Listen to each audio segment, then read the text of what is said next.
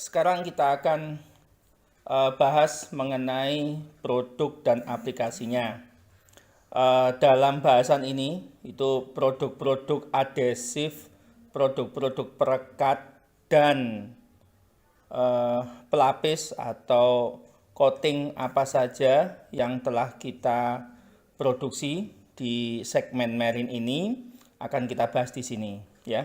Namun sebelum kita membahas produk dan aplikasinya, kita harus tahu dulu produk dan aplikasi itu atau cari aplikasi itu digunakan di mana. Nah, kita di sini sektor marine itu aplikasi dari produk perekat dan pelapis yang kita produksi itu kita khususkan ke kapal. Jadi walaupun sebutannya marine, kalau marine kan luas ya. Tapi kalau kita sekup kecilkan lagi itu di kapal. Nah, kapal apa saja yang cocok atau yang kita bidik ya. Jadi ini saya membaginya. Ini kapal itu kan berdasarkan bahan yang dipakai. Itu secara garis besar itu ada 3 ya. Walaupun di lapangan nanti ada beberapa di luar dari itu, tapi itu tidak seberapa banyak. Tapi yang paling banyak itu jenis-jenis kapal kalau ditilik dari bahan pembuat kapalnya, ya itu yang pertama adalah kapal logam atau kapal besi. Nah, kapal besi ini biasanya digunakan untuk kapal-kapal yang super besar sekali gitu. Jadi kapal yang panjangnya sampai ratusan meter itu biasanya pakai kapal besi baja ya, dan platnya juga sangat tebal sekali. Tentunya di dalam kapal besi baja ini membutuhkan pelapis dan perekat yang beda dengan bahan yang lain juga ya. Jadi kapal-kapal yang besar itu biasanya dari besi. Yang kedua adalah kapal yang terbuat dari kayu ya, dari kayu. Ini kapal, orang bilang bahwa ini kapal tertua itu ya dibuat dari kayu, karena zaman dulu ketersediaan kayu itu kan banyak sekali ya. Kalau mau bikin kapal tinggal lari ke hutan, kemudian dipotong, kemudian diolah ya, jadilah kapal kayu. Dari yang sederhana sampai yang besar ya. Di Indonesia ini ikon kapal kayu ya kebetulan ada di Sulawesi, yaitu di Bugis atau di Tanjung Bira yang terkenal dengan nama sebutan kapal pinisi ya. Kemudian ada juga kapal yang besar juga namanya kapal Sultan ya. Nah, kapal kayu ini itu biasa ukurannya ya. Itu bisa dari kecil sampai yang besar ya. Dari yang kecil sampai yang besar. Tapi ya besarnya tidak melampaui daripada kapal besi ya. Walau bagaimana yang namanya kayu ya lebih kuat besi lah gitu ya. Nah, yang terbaru itu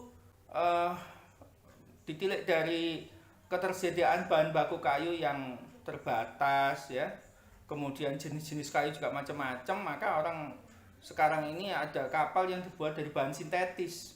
Nah, bahan sintetis itu apa? Bahan sintetis itu ya kita kenal dengan nama umum adalah kapal fiber ya.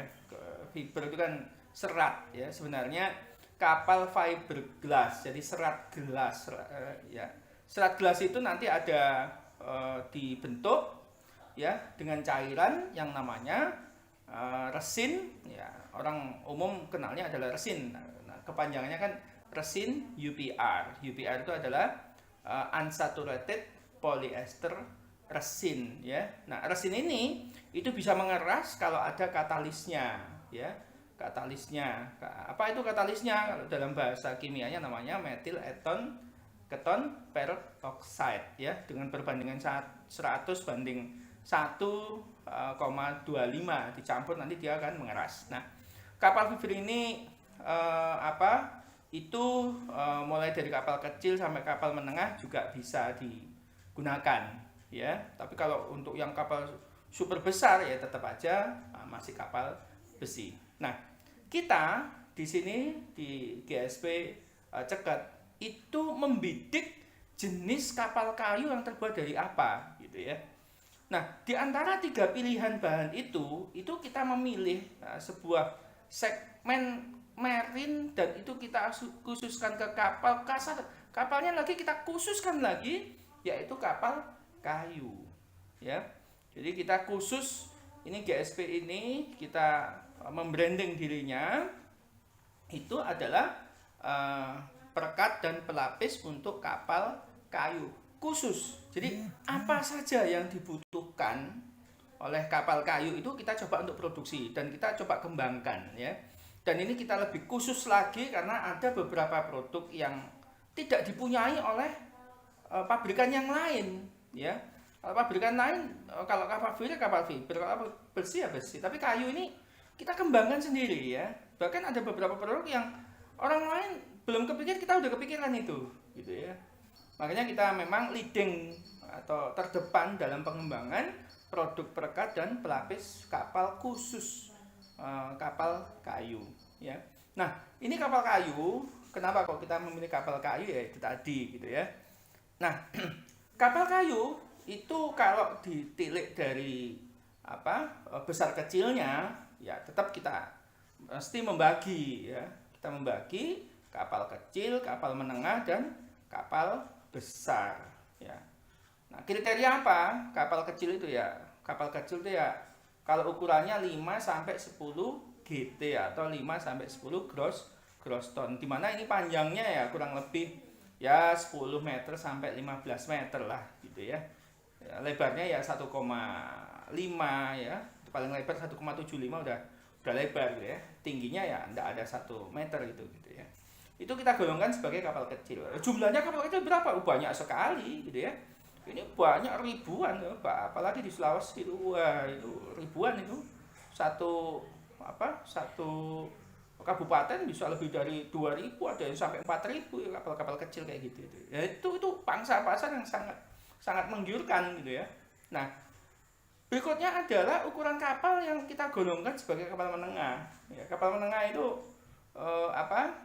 berapa kita tentukan ya, ukurannya 15 sampai 40 GT atau 15 sampai 40 gross ton. Ya kurang lebih panjangnya antara 20 lah ya, 20 sampai 30 meter sampai 35 lah ada juga, gitu ya. Lebarnya ya kurang lebih 3 sampai 4 meter. Itu kita golongkan sebagai kapal menengah, gitu ya. Nah, kemudian yang berikutnya kita golongkan sebagai kapal kayu yang besar kalau ukurannya lebih besar daripada 50 gross ton, ya. Jadi inilah sasaran kita, ya, sasaran kapal yang menjadi sasaran produk kita, ya, yaitu kapal kayu.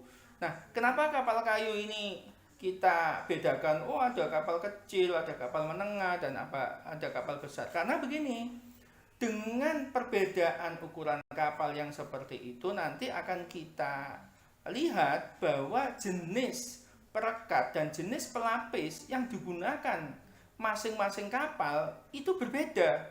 Jadi misalkan kalau kita mau merekat dan melapis kapal kecil itu sistemnya beda dengan kapal yang besar, ya. Nanti kita akan lihat perbedaannya di mana, gitu ya. Kalau kapal kecil tuh cocoknya begini susunan pelapisnya, ya. Kalau kapal menengah itu seperti ini. Kalau kapal besar susunan pelapisnya seperti ini. Nah, itu, gitu ya. Nah, ini adalah jenis-jenis kapal dan apa saja itu bagian-bagian kapal, gitu ya. Kita harus kenal juga, gitu ya.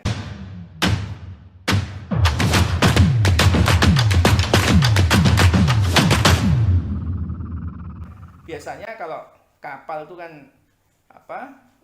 kita bagi-bagi, gitu ya. Nah, kenapa kok kita dari satu kapal itu kita bagi lagi bagian-bagian itu, ya? Karena nanti lain bagian itu jenis perekat dan pelapisnya beda lagi, gitu ya. Jadi kita coba untuk kenal dulu, ya, kapal-kapal itu, gitu ya. Nah, bagian-bagian kapal ya yang jelas yang di depan itu biasanya namanya anjungan, gitu ya. Jadi kapal kalau yang depan sendiri yang bentuknya segitiga itu namanya anjungan, gitu ya. Kemudian biasanya kapal yang terendam air, ya, terendam air itu di bawah, gitu ya. Yang di bawah itu di bawah garis air, ya. Itu below the water line, gitu ya. Itu ada lambung kapal bagian bawah, dan paling bagian bawah sendiri ada yang namanya lunas. Lunas tuh bagian kapal yang dipakai sebagai tulang punggung ya. Kalau manusia itu kan ada tulang punggung, kapal juga begitu, ada tulang punggungnya. Ya, namanya lunas. Lunas itu biasanya terbuat dari kayu yang utuh, yang besar, yang kuat, yang panjang. Nah, itu biasanya pakai untuk tulang punggungnya karena dia menopang seluruh beban daripada kapal gitu ya. Nah, kapal yang mesinnya ada di dalam, kemudian penggeraknya ya pakai mesin yang dihubungkan dengan propeller yang berputar supaya kapal itu bisa bergerak gitu ya. Nah, di atas kapal itu yang bentuknya rumah-rumahan gitu ya. Jadi itu tempatnya nakoda, tempatnya awak kapal ada di situ, namanya superstruktural. Ya, itu sebenarnya nama-nama begini nama berdasarkan kesepakatan penamaan saja gitu ya.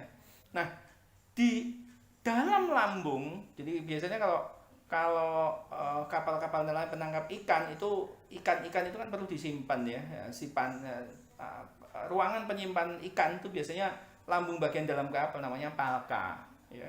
Ada palka di sana, di mana palka biasanya dilengkapi dengan pendingin gitu ya. Bagian kapal yang paling belakang namanya buritan. Jadi ini kenapa kok kita sebutkan bagian-bagian kapal ini, karena nanti ini berhubungan dengan jenis perekat dan pelapis yang digunakan.